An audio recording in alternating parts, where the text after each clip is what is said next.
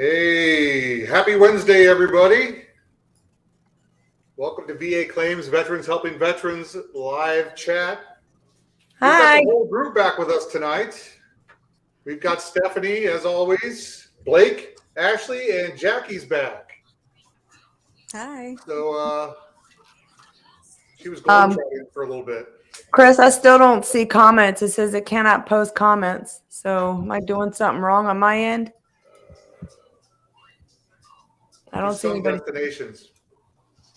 Huh? Just some destinations. Well, I can't see any of the comments. Yeah, there's a test. Guy on the couch just commented. I don't see that. I don't see that either. Evening. There's 12 people watching. Couch just commented. I don't see that. I don't see that either. Evening. There's 12 people watching. Couch just commented. I don't see that. I see good evening from X on a couch. I see Tyler working. Couch just commented. Maybe they're just delayed. I don't see that. Yeah, they're just delayed a little bit. I see good evening from. Let's get this debugged. I know what I had to do, Jackie. On the bottom left where it says post a comment, I had to click VA claim. So does it give you that evening from X on a couch? I see Tyler working. Yeah, I can see it. Maybe they're just delayed. I don't see that. Yeah, they're just delayed a little bit. I see good evening from. Yeah, let's get this debugged. I know what I had to do, Jackie. Why am I hearing that? Bottom left where it says I hear it too. I had to click VA claims. Why am I hearing myself after talking? That better? Oh, would somebody have it on? I had it on Okay. YouTube. We're having a lot of malfunctions tonight, guys. Bear with us. Facebook is a little delayed, so we're just trying something new here. We'll work the bugs out. But Hey, we got guys. a bunch of comments coming now. Well, we got a lot of hellos. Hi, everybody. So, okay, let's regroup here. So, hey, guys, welcome to VA Claims Veterans Helping Veterans. As everybody knows, I'm Stephanie. I've got my great team. All of us are here tonight. Yay. I got my husband, Chris. I've got Blake. We've got Ashley and we've got Jackie. She's been MIA for a little bit, but she is back with us tonight. And so we're going to kind of wait, let everybody get on. Go ahead and start dropping any questions you guys have in the comment section so that we can start answering them. We try to stay here about an hour, no more than like an hour and 15, hour and 20, because we've got to get to bed, you know, some of us. So, and some of us has to work. Some of y'all are old. Yeah, and some of us are old. But I hope everybody's doing good. I'm recovering from my surgery from a week ago. I'm feeling fantastic. How's my team doing? Everybody good? Yes, ma'am. It's good. And Chris, I think you were gonna do a few things. Were you gonna pop in on a few things?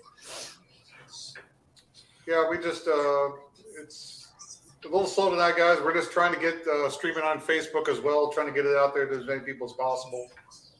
Yeah. Obviously, here we go. We have our Facebook group, so please feel free to join that. A lot of good information there. And then, obviously, the YouTube channel. Do us a favor, subscribe to that.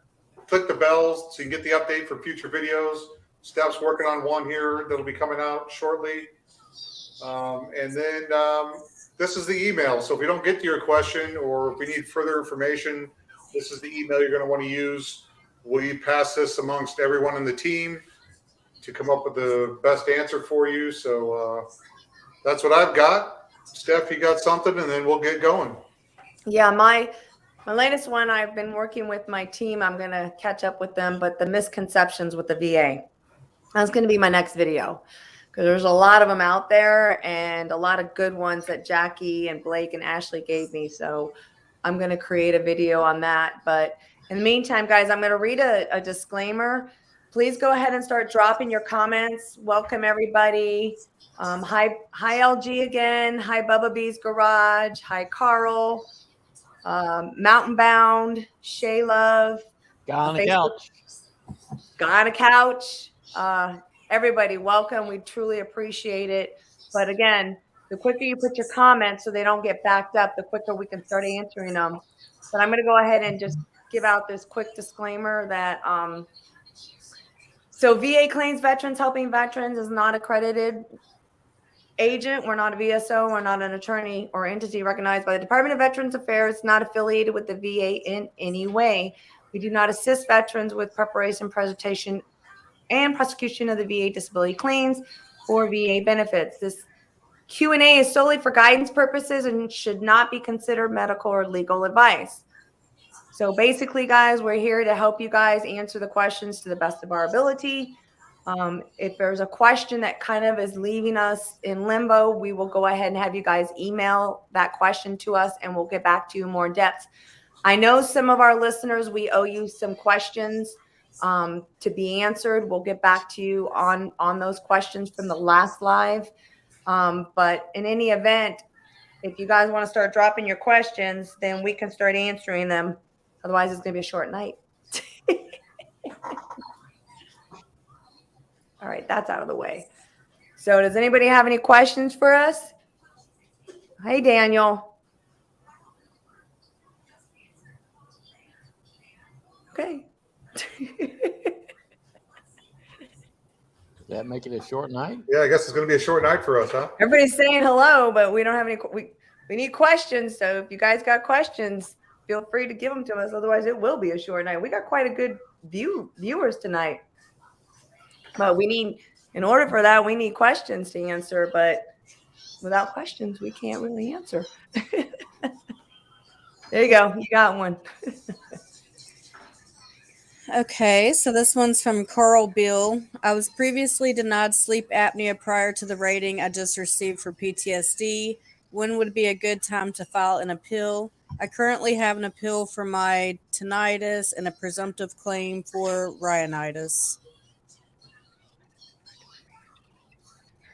Well, according to the sleep, so you were previously denied for the sleep apnea prior to the rating I just received for PTSD. So this is kind of a little vague. Did you file sleep apnea primary, or are you trying to find out? This is our infamous question. I can just see Jackie right there too. Are you trying to file sleep apnea secondary to PTSD? That's question number one. How did you file it? And then two, I currently have an appeal for my tinnitus and a presumptive claim for rhinitis. So what is your appeal for tinnitus? Were you denied for tinnitus primary? And then obviously the presumptive, with the PACT Act passing, the 10-year manifestation period passed. So I'm assuming you filed. I need more. Well, I think He said he filed his primary.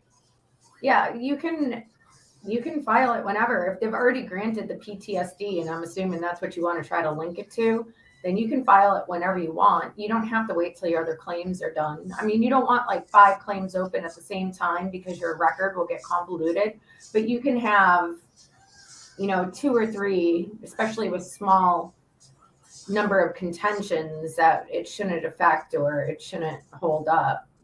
You just want to make sure you try to do it within 1 year of the previous decision notice so you can stay within your appellate period. And I wanted to ask you that, Jackie, because I learned that from you about the theory. Is that where what you're referring to? If he goes, and since he got denied for sleep apnea primary, and let's say now he files a secondary, he's going to file it on the supplemental 0995. Is that where you were telling me about the change in theory doesn't necessarily change the course you take? Well, so for a supplemental claim, you got to think of it supplemental. So it's supplemental. So you're adding something to it. So you Right. have to present new and relevant evidence that will prove or disprove your claim. With the higher level review, I'm trying to think of the authority that came out with it. It might have been OAR quality call that they came out and advised that different avenues or theories of service connection would constitute reopening a claim under a DTAR. So, I mean, if you have medical literature to support that your sleep apnea is linked to is linked to your PTSD, I would file the supplemental claim because you have new and relevant evidence. If you don't, then I think I would go the higher level review. I think the supplemental claims right now are rolling along just a little bit faster than the initial higher level reviews by the decision reviews officers are right now, or at least they were a couple of weeks ago. It's been a couple of weeks since I checked. So I think I would recommend the supplemental, but you're not wrong doing it either way. He's saying he got he got his denial last month when he got the rating for PTSD. Yeah, But- so just appeal it now. Yeah. Right. And What do you want to do? without seeing the denial too, but I'm assuming he filed a primary and it was denied because it wasn't in service. So like you said, he's trying to file. So just to recap for him real quick, Jackie, your recommendation is the supplemental with the new evidence, unless you were saying about the HLR. Yeah, I mean, you can do an HLR, and just present that you're doing a new theory of entitlement, which would be secondary instead of primary, and they have to consider it. So, okay. And then as far as the tinnitus, there wasn't enough information. I understand what he's doing about the rhinitis, but as far as the tinnitus, Carl, I'm not sure. Were you denied primary for tinnitus? I think you just said that the tinnitus. So it sounds like he has an appeal already open. So I'm assuming like maybe he's wondering if that will affect the appeal, and it won't. You can have different appeals going at the same time. Yep. No, it won't affect it, Carl. All right, great. Okay, so this next one's from Bubba B's Garage. So I filed insomnia secondary to tinnitus. VA denied, stating the mental health examiner couldn't establish the nexus. This is a medical issue, not mental. Best way to approach the appeal? Blake, you want to talk about that on the medical side? Well, I would ask Jackie, is there a individual rating for insomnia, or is that a symptom of either mental health or like the tinnitus?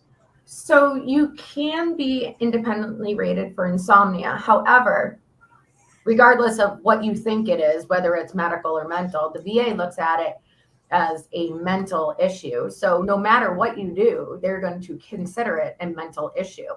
So if you already are service connected for a mental health condition and something like sleep disturbances or insomnia are a manifestation of that condition, you're not going to get granted it separately. Right.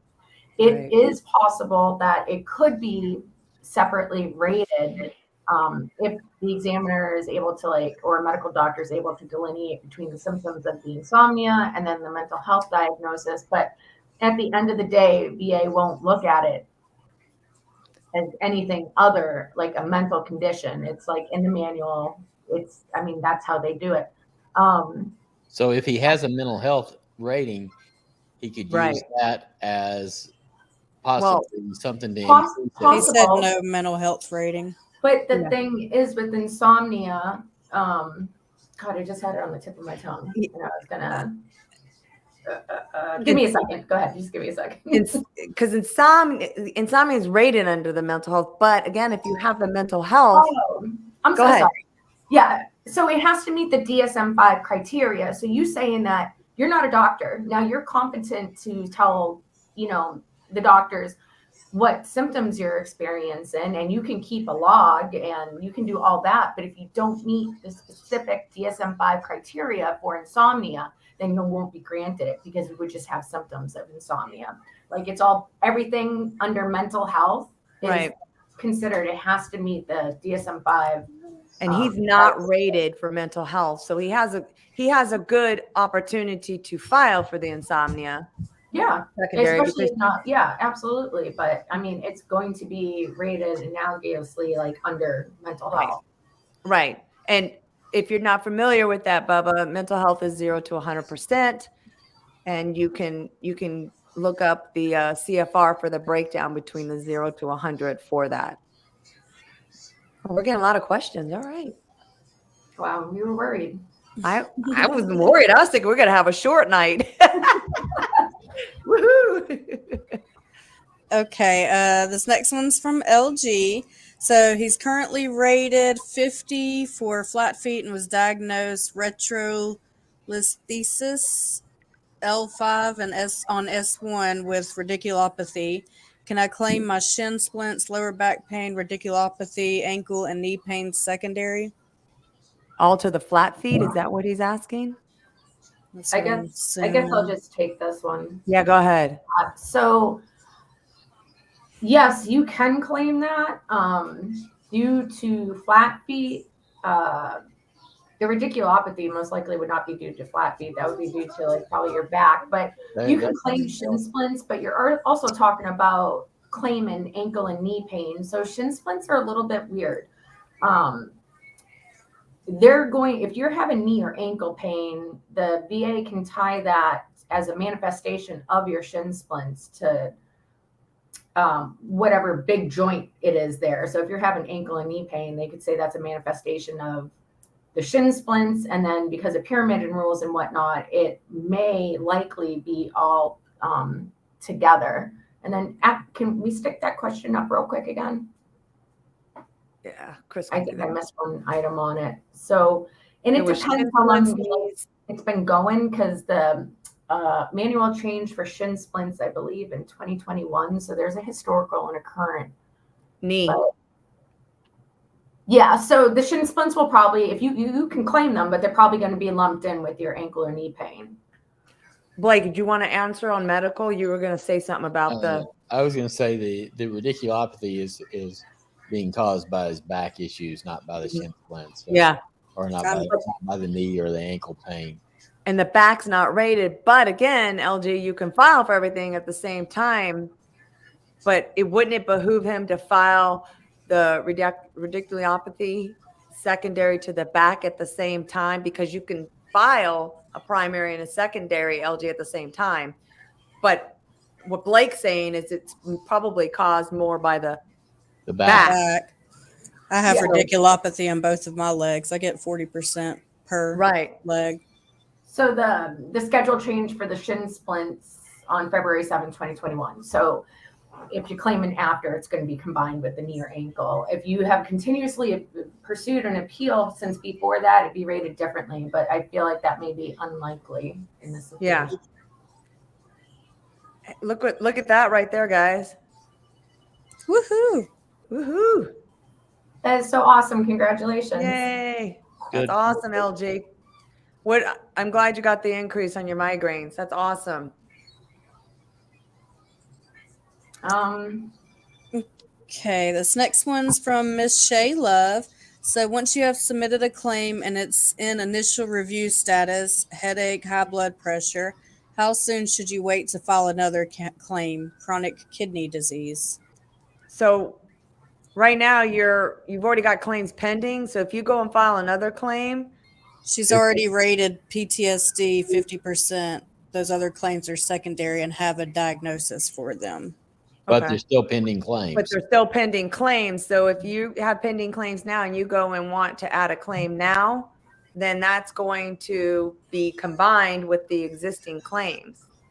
Possibly. Mm-hmm. Possibly. So I mean, you can always submit new claims, but my advice is just let the claims that you have already pending finish out.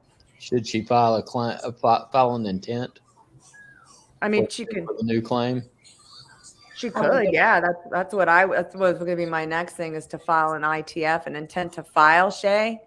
And that way that preserves you from filing within a year of that intent to file any and all new claims. Because a lot of times I see veterans in both our groups and other groups that they say, I filed a claim and within 2 days it closed. What happened? Well, what happened is that claim got combined with your other claims most likely. Is that correct, Jackie? Isn't that usually when it's closed within 2 days, there's usually something that the VBA had seen? Because it wasn't decided in 2 days. So it's either the way it was filed, it was an error, or it could be, or maybe you're claiming secondary for a condition you're not primary service connected for. I mean, there's a few different reasons, but could be combined. That would be the most likely one, I would think.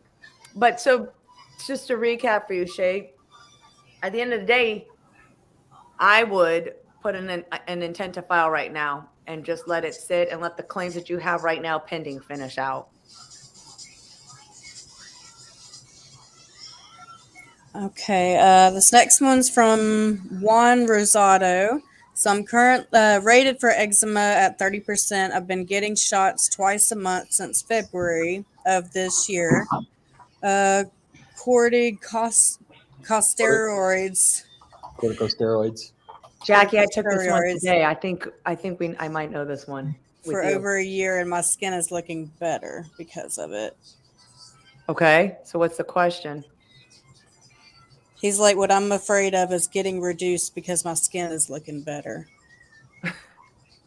Your skin's looking better, but you're still on steroids. So. How will I go about right? But that's where it comes in, Jackie. This question was asked earlier today, and that's going to go towards that systemic therapy, where it's either Usually injections or oral. Corticosteroids or immunosuppressants. Huh? They're either using corticosteroids or immunosuppressants, or the immunomodulators. Right. Systemic therapy is any treatment that is injected or taken by mouth, through the nose, or annually. This includes, but is not limited to.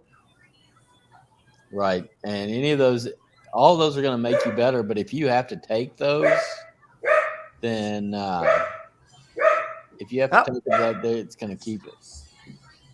It's gonna what? It's going to keep the rating up. Right. But that's where we come the difference between systemic and topical. I know, because there's been a lot of talks about that lately in the group. They need to re-up they're working on updating that part of the rating schedule, because now the immunotherapies and a lot of what they're using instead of the corrosive steroids on all of our systems, right? Make it better, because some immunosuppressants you can get 60% if you're getting infusions and whatnot, and we're seeing that the rating schedule is really not accounting for the new treatments that are better than steroids and stuff. So 30 is a safe bet for that one. I mean, because you're on the oral steroids. Well, you say he's getting shots. Yeah, so if you're getting immunosuppressants, depending on how they classified it, it could even be 60, but twice a it would month. depend on how long you're on them for and how long you're projected to be on them for. So, but I still think it's also he's worried about losing the rating. So I want to go back to that I want to touch on that. If something helps, isn't that a good thing? If something's helping, that's a good thing. I know you don't want to lose the monetary value of the VA compensation for something, but if it's helping, it doesn't mean it's going to miraculously cure or get better. But if it's helping, keep doing it. I would trade every dime of my VA money to be healthy. Me too. And I've tried so many surgeries too that have failed. But the point is you try. If it's helping, great. Does it help all the time? Who knows? But if it's going to help, you should keep trying, in my opinion, because I would absolutely want to be getting better with something that's working. So that was one of his questions, was if he got, because his skin he said his skin was looking better. Right. Hey guys, one quick thing from Shay Love. She filed an intent on May 25th for headache and HBP. Mm-hmm. So does she have to file another one for chronic kidney disease? You can only have one. No, wait, time out. You don't file for, intent to file. She filed an intent to file back then, and then has subsequently already filed a claim for the headaches. So you're at a point right now, Shay Love, where I think if you went ahead and filed for the new claim, they would just go ahead and lump it all together. You're not going to miss out on anything. It all is going to go back. 2 weeks. Yeah, it's going to go back to your intent to file anyway. Yeah, if you just filed under that intent to file 2 weeks ago, then go ahead and file the chronic kidney disease now. It's just a 2 week. If it had been a year or 6 months, you've been through the claims whatever. No. If if she filed an intent to file and has already filed a subsequent claim, that intent to file is dead. Correct. Another one, and then, or What or we're to saying is file just the go claim. ahead and file the claim and just let Yeah. it catch 'Cause we're on. only Because, talking about 2 weeks. yeah, I think we're talking the same lingo. Basically, what we're saying is if she just filed on that intent to file 2 weeks ago, just go ahead and file a claim for chronic kidney disease and let it just merge, right? Because all she's effectively is going to do is have that claim potentially merge, right, Jackie? It could merge it. And Jackie, would they lump Even the hypertension and chronic kidney disease together? so if they combine that claim, you're still, if you file a separate claim for the chronic kidney disease, they're still not going to give you that ITF date, or they shouldn't. And if they do, it's a mistake. So 2 weeks. For hypertension, no, she's going to have to file it. Nobody's going to, it's not a question on the DBQ. It's not something they're going to infer. That has to be filed by the veteran. No, but I mean, if she's got a claim for hypertension and chronic kidney disease, more than likely one is causing the other. Are they going to lump those together as one claim? It says high blood pressure. Is that the same thing? That's Yeah. hypertension. That's Okay. All right. She's saying she just filed an intent, which I think she's confused. I think she filed on that intent May 25th for headaches and hypertension. And she's saying, so will I have to file another intent chronic? Well, I think we're all thinking is she has filed on that intent. She says it's in review. So it sounds like the claim has already started processing in review as of May 25th. So I guess, would it hurt her to just go ahead and now just add the chronic kidney disease? It's only by 2 weeks.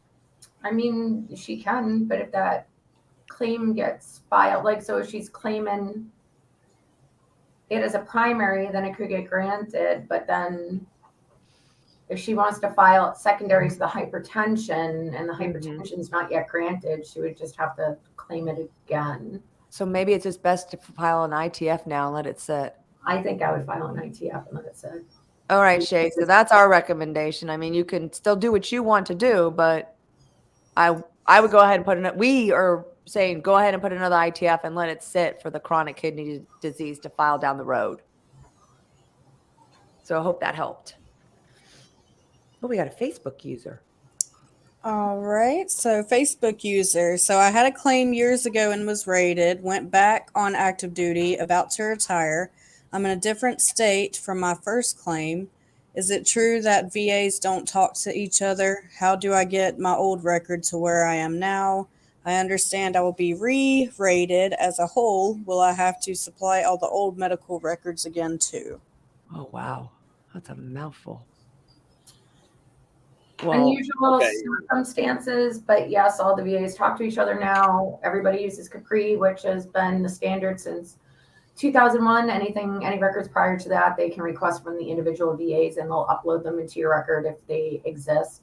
And yes, they will have copies of all your previous rating decisions, your previous, like previously, like what you were granted, all that stuff. So you don't really have anything to worry about. It's not super common, but you do see it with people coming on and off of active duty.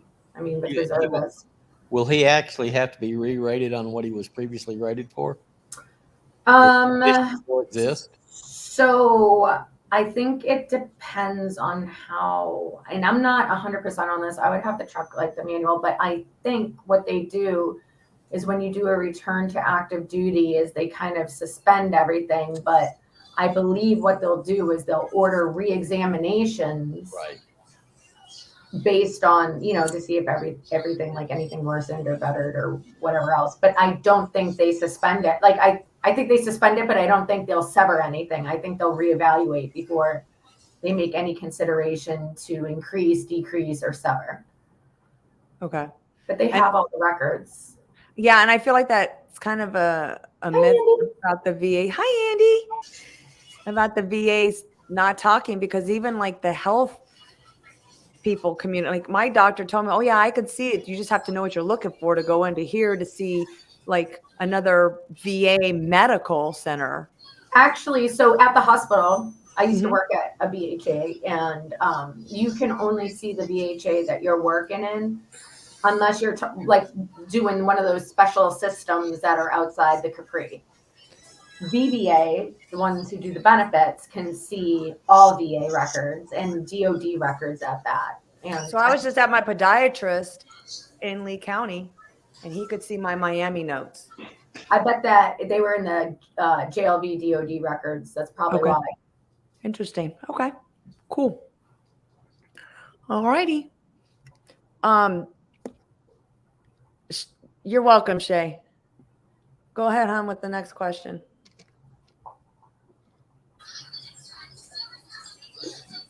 While I eat my grape. Okay, this next one is from Mr. Ken Suvanto. So, face orange biting nails.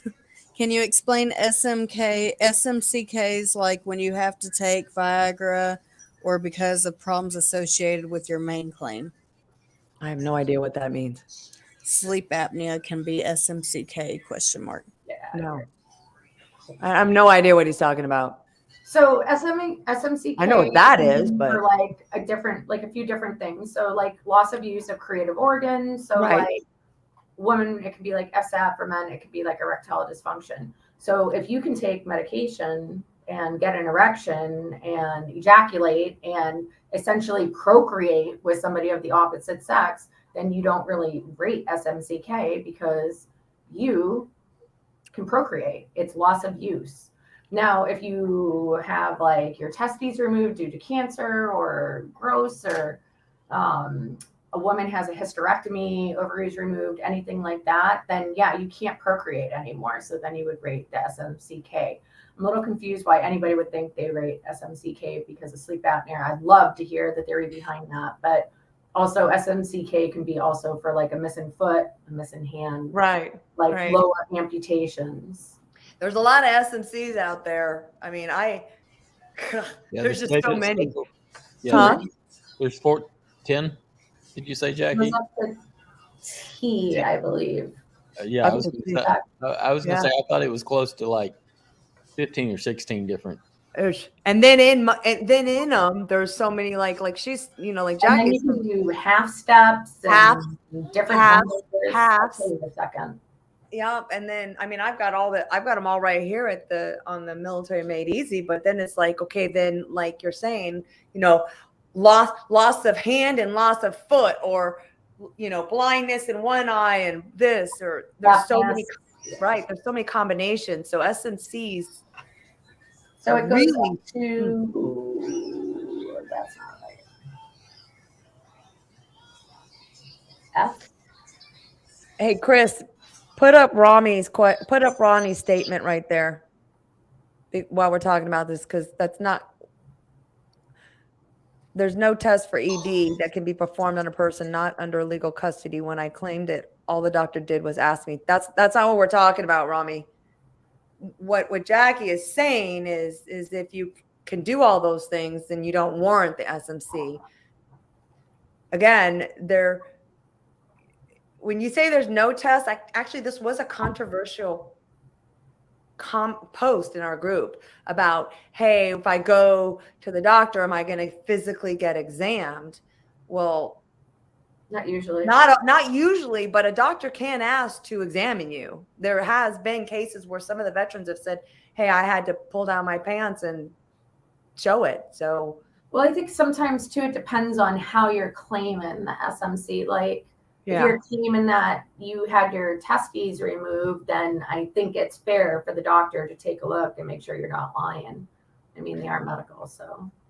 Right. I mean, most men don't have a physical exam for ED. They provide the documentation, and I guess, Blake, you can answer on this medically. They provide the documentation, and if it's warranted, it'll be rated. But go ahead, Blake, with the medical side. I mean, there's a whole bunch of questions that we ask about it. Like how long does it take to get an erection? Do you sleep? Do you get erections in your sleep? Many years ago, part of the part of the workup was we would tell them to take a roll of stamps and put it loosely around your penis at night when you went to sleep, and if they're broken in the morning, you knew you had an erection in the night. I don't know. I can hear Kristen there laughing. Yeah. I almost choked on my grape. We're more interested in trying to find out the cause of erectile dysfunction more than actually if you actually have it, because typically erectile dysfunction is a disease of the very small blood vessels that fill the penis. There are studies out there that show that I don't even know if stamps still come in a roll, but they don't. There are studies out there that show that about 78% of men that complain of erectile dysfunction go on to develop diabetes within 10 years. Wow. Sorry, we had to joke about that. We just had to have some laughter there. So, we're more interested in what causes it, Right. The younger you are, the more serious those causes can be, from cardiovascular disease to smoking. Smoking's a history of 2 packs a day for 10 or 20 years puts you way up on the list as a risk factor for erectile dysfunction. So back to the question was, no, typically you don't have an exam for ED. However, there may be some cases where you do. It is SMC-K. It is about $128 a month added to your VA compensation. So I guess that kind of answers that. I just wanted to be funny because they don't come. I don't have them in rolls anymore, so they're just. You can still buy them in rolls. Well, I was going to try this with Chris tonight. I was going to see if I could. Hey, I just had to laugh. Moving on. Let's go. There is a test for erectile dysfunction. They make you strip down and have a good-looking nurse walk in without her clothes on, but We've gone way off. Go ahead, Ashley. Okay. This next one is Sabrina Spot. Can my primary care physician diagnose tinnitus, or should I see an audiologist? Well, your primary care physician can definitely document your complaint of tinnitus. There is no real test for tinnitus. Part of your claim needs to be whether or not what your MOS was and while on active duty, and whether or not you were exposed to noise that could have been a cause of it. It's really a simple claim. File the claim for tinnitus, provide your MOS, you go to the you go to the exam. Typically when anybody files for tinnitus, they file for hearing loss. Whether you get the hearing loss, most don't, some do. The tinnitus is really based on, because that's what they asked me, was my noise exposure. What was I exposed to? The ringing in the ears, is it in one ear, is it in left? What are my symptoms? And Well, don't forget too, if you file a claim for hearing loss, they automatically are supposed to consider tinnitus. If you file a claim for tinnitus, they're not going to consider hearing loss unless you claim it. But for VA purposes, if you claim tinnitus, you're going to go see an audiologist. But I mean, you can absolutely see an audiologist at the VA. You can talk to your primary to get the consult over to audiology, or I think you can call audiology directly. I'm not familiar with going to the audiologist at the VA, but I know usually everything starts with your primary and then kind of just pans off that way. Okay, this next one's from Tracy Barthel. So, hi everyone. If my original migraine claim was denied when I filed it alone, can I try and now claim it secondary to my SC tinnitus, or do I have to file supplemental now? No, you can. How long has it been since you were denied? Right. Well, that's a twofer there, because if it's within a year of the denial, you can file the supplemental to link it to the original effective date. If it's been over a year, then you go ahead and file the supplemental with the new evidence, but you won't have the effective date from the original Right. claim. And yes, you can file it secondary tinnitus if you have the causation. Less Do than you a have- year. She said it's Still been less than 1 year.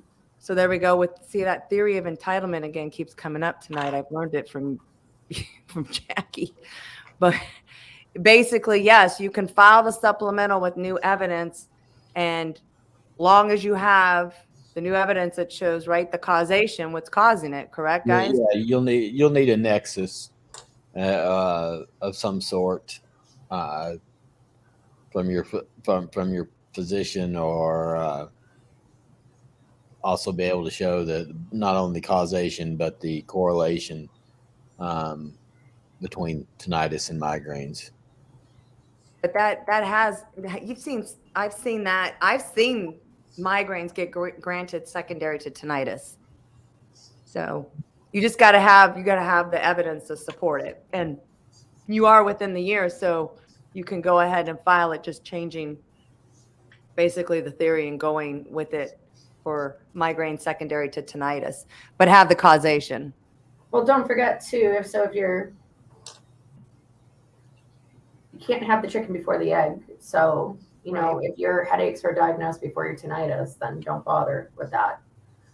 Because it may have been aggravated. I mean, you could claim that, but True. if you have a no kidding documented diagnosis prior to That's the a good primary point. condition, they're not going to grant it. That's a very good point. If they've already got the migraines, it's a very good point.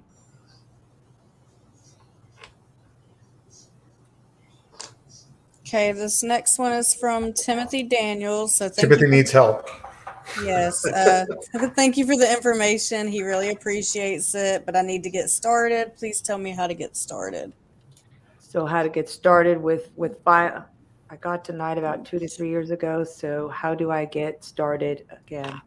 So, okay, this is probably going to be one where you need to email, because we're probably not going to be able to answer this in enough time, Timothy. But basically, you can still get back on the horse, so to speak, and file. But since you've been denied 2 to 3 years ago, the appeals process is over, so you no longer have the ability to appeal those denied claims. You do need to pull. He would need to pull up his denial and know why he was denied. It will tell you exactly why you were denied.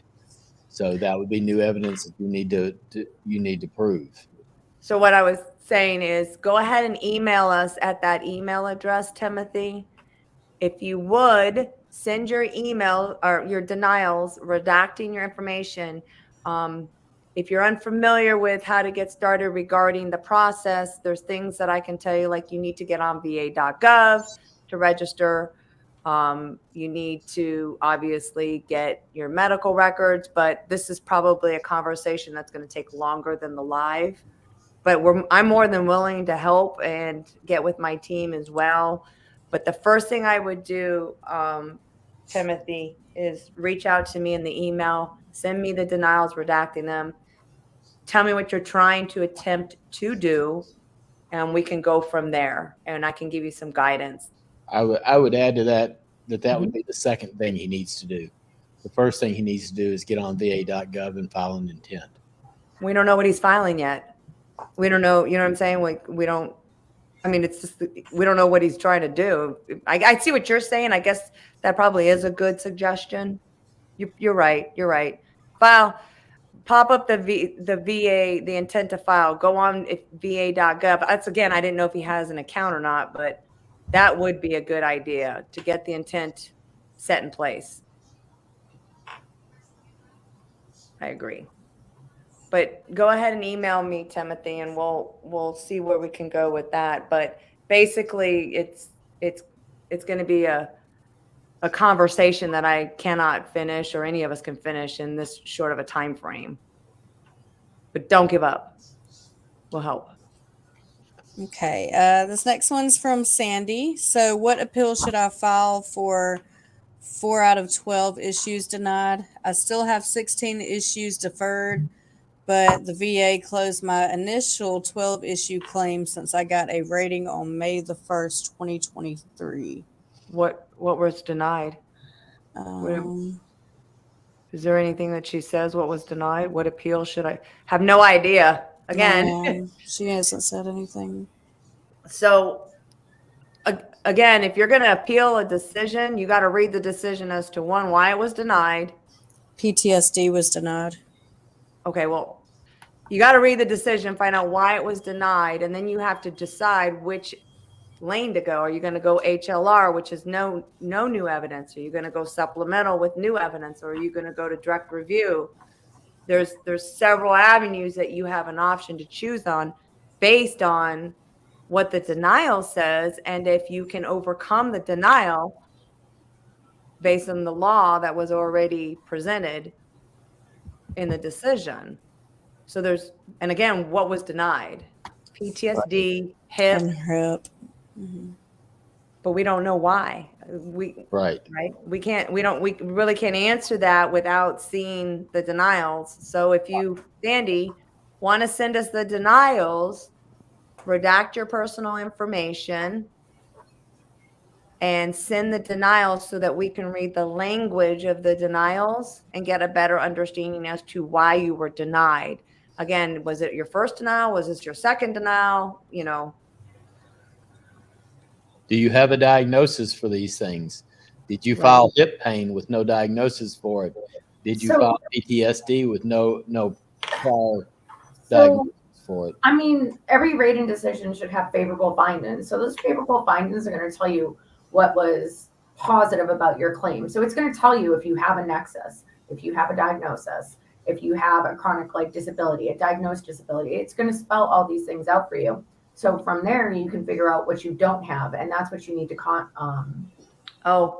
that's what you need to concentrate on. What element of assuming direct service connection are you missing?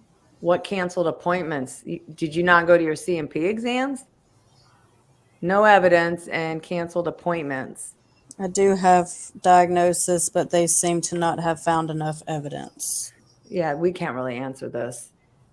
But yeah, Sandy, if you would send the denials so we can look at them, please redact your personal information, and we can take a look and give you our feedback based on reading those.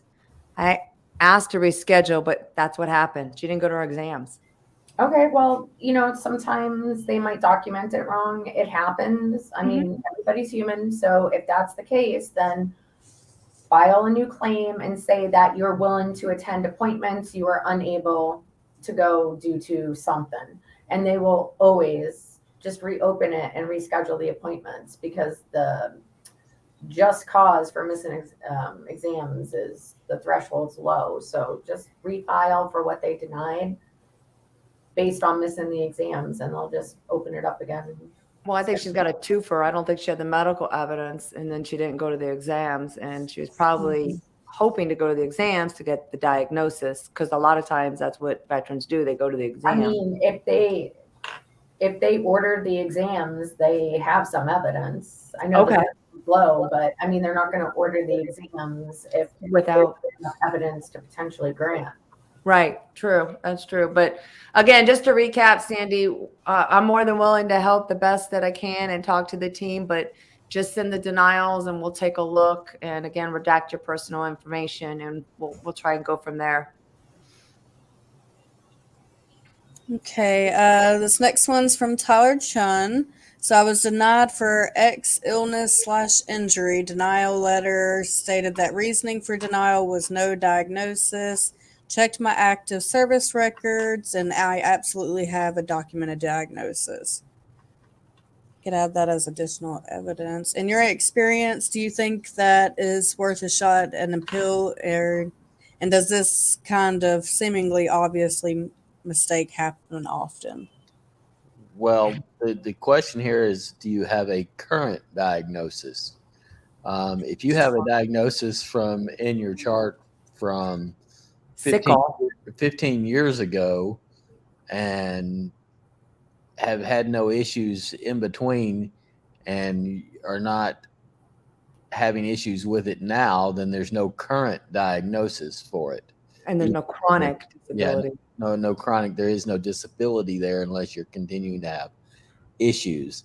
So you need that in your record, and you need to have it documented that yes, it is causing you problems, and yes, you do need it to be. Well, and while you don't need the continuity, you absolutely need the in-service and the current diagnosis, like Blake was saying, because you got to show it's chronic.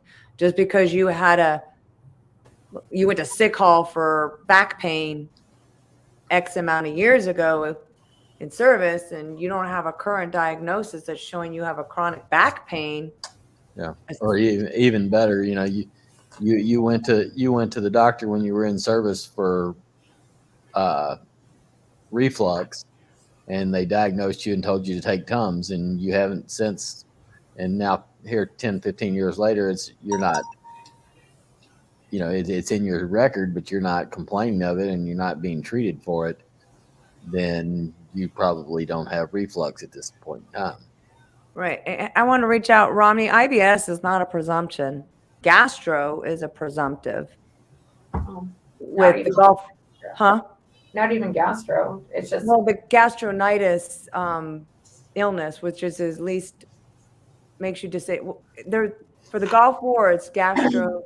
Under 3.317, it can be IBS or fibro or CFS. But for Gulf War, isn't it say gastronitis or something? I can't remember. Gastroenteritis. Gastroenteritis. That's what it says, and it has to be at least six months. Lasting. Or like you talked about the undiagnosed illness one? No, not undiagnosed. Gulf War, presumptive. Okay. I'm looking right at it. Okay. For the Gulf War, presumptive. Under what authority? I mean, I'm just looking at the VA. I'm seeing Gulf War, right? And then when you look at it, it says functional gastrointestinal disorders. Right, but there's 3 different authorities that could be granted under, and functional gastrointestinal disorders can't be granted under 3.317. So that's why I was asking. There's that's different GERD. That's what I'm asking you. Oh, yeah, there's no presumption. I'm asking you based on his statement. If you are, IBS should be presumptive. Well, if you look at,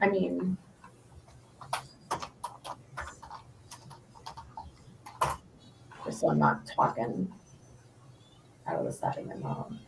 So for functional gastrointestinal disorders, it can be presumptive. Mm-hmm. But functional it's still, because it's under 3.317, it still has to meet like those criteria. Like, is it a diagnosable disease? Can we identify what the etiology is? Is it an unidentified etiology? There's like 4 different questions that they'll ask. And so IBS is one that can be granted, but you can't say it's a for sure presumptive because it can still be denied. That's my point. And my point too is the digestive system has pyramiding. So but no, to say it's a presumptive condition is wrong. It meets the criteria, and there's no other etiology that it can be attributed to. It can be a presumptive, but it doesn't have to be a presumptive. I was just looking at what he just wrote in the chat because he's wrong. Right. No, you're incorrect. That's why I'm trying to clarify it, Rami. So that's why I was trying to. That's what I was trying to. It's not combined with GERD. So now you're way off base there, Romney. You're not rated for both. And I'm going to correct this right now. Well, he just said that IBS was combined with GERD. IBS and GERD. I get it. You can have both issues under the digestive system, but you can only be rated for one.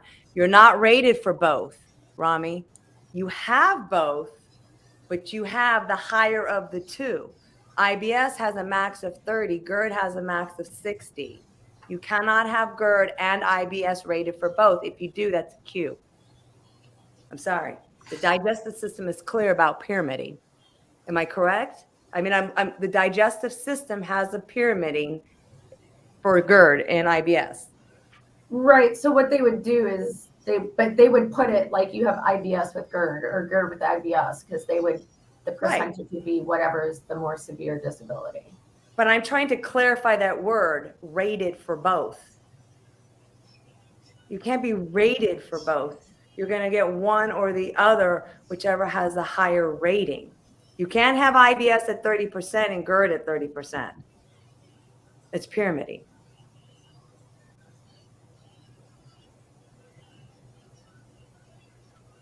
See, he's saying you're right. The rating is combined.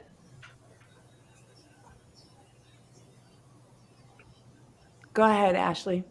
Okay, this next one's from Juan Rosado. Is there a deadline for the PACT Act? No. PACT Act has completely changed how raters, decision review officers, everybody does claims. It is fundamentally completely changed the VA, and it's not going away. Ever, unfortunately. Hey, it just gives you more work. Business is booming. Okay, LG again. Currently 70 for PTSD and received a letter saying it's now static. Is my IBS, bruxism, and TMJ good secondaries? Thank you. Well, do you have those conditions? You can't just manifest random disabilities out of thin air. IBS. Wait, can you put that back up?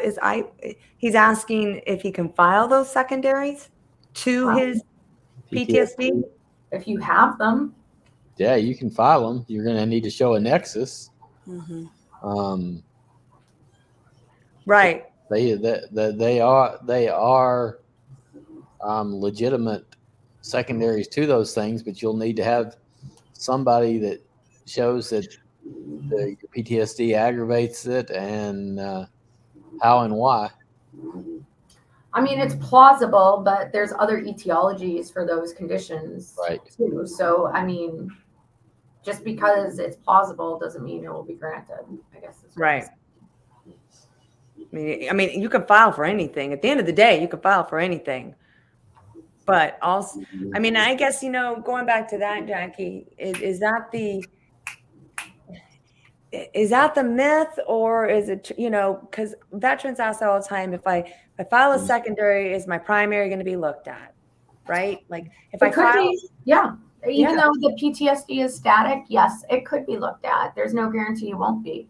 Is it likely? Maybe not so much.